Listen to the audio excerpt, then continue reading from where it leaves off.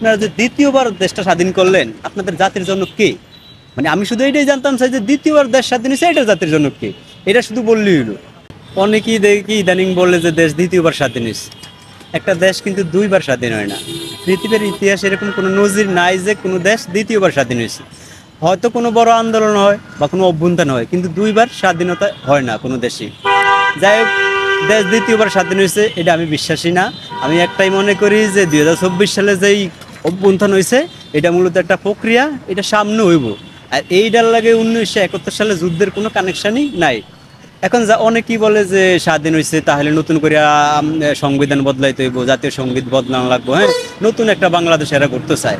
এখন ভাই যদি সংবিধান বদলাইতেন চান তাহলে তো আপনার ওই ওই জায়গায় জিয়ার ইতিহাস আছে, শেখ মুজিবুর রহমানের ইতিহাস আছে, এদেশে হাজারো নিরীহ বাঙালির ইতিহাস আছে। তার মানে সবই কি বদলাইতে হইব?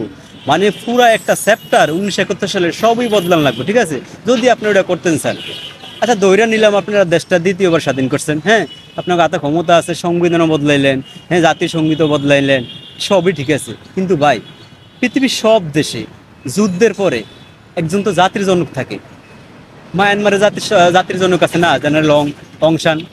আপনারা যুক্তরাষ্ট্রের আছে ওয়াশিংটন ডিসি, ভারতের মহাত্মা গান্ধী আছে, পাকিস্তানের জিন্না আছে, হ্যাঁ, বাংলাদেশের শেখ মুজিবুর রহমান আছে জাতির জনক। তাহলে আপনারা যে দ্বিতীয়বার দেশটা স্বাধীন করলেন আপনাদের জাতির জনক কে?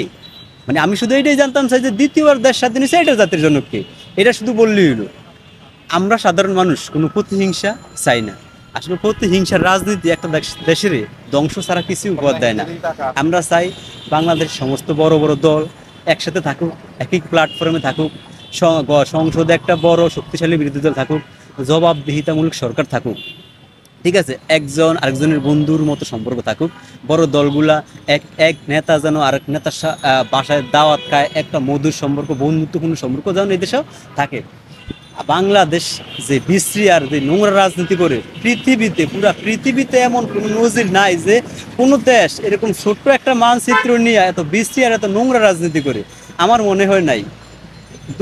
আমরা হইলাম একটা দুর্ভাগ্য জাতি যে পৃথিবীর কোনো বড় শক্তি আমাদেরকে মিসাইল বা ড্রোন মাইরা ধ্বংস করার কোনো দরকার নাই। যে বিষাক্ত রাজনীতি আমাদের দেশের রাজনৈতিক নেতারা করে এই দেশটা ধ্বংসের লাগিয়া, এই রাজনীতিটাই শুধু যথেষ্ট। আমার মনে হয় আপনার ওই যে জাপানে আমেরিকা বোম মারছিল না হিরোশিমা নাগাসাকিতে, সেই লিটল ওয়ার, প্যাটম্যান, আমাদেরকে তার কেউ বোম মারা লাগবে না। এই দলগুলোই আমাদের জন্য একটা বিষাক্ত বোমা। এই দলগুলোর নাম আওয়ামী লীগ, বিএনপি বা জামাত না দিয়া, হ্যাঁ, যদি কোনো বোমার নামে এই দলগুলোর নাম দিত তাইলে মনে হয় ভালো হইতো। কারণ আগে পরে যে কোনো সময় এক যুগ পরে বা 30 বছর পরে সব মিলে এই দেশটারে কিন্তু এই রাজনৈতিক দলগুলাই ধ্বংস করব, আর বাইরের কোনো শক্তি লাগবে না। এই জন্য আমি এইটাই বলি যে এই এই যে এই মাফিয়া রাজনীতি থেকে সবাই যেন বাইরে আসে।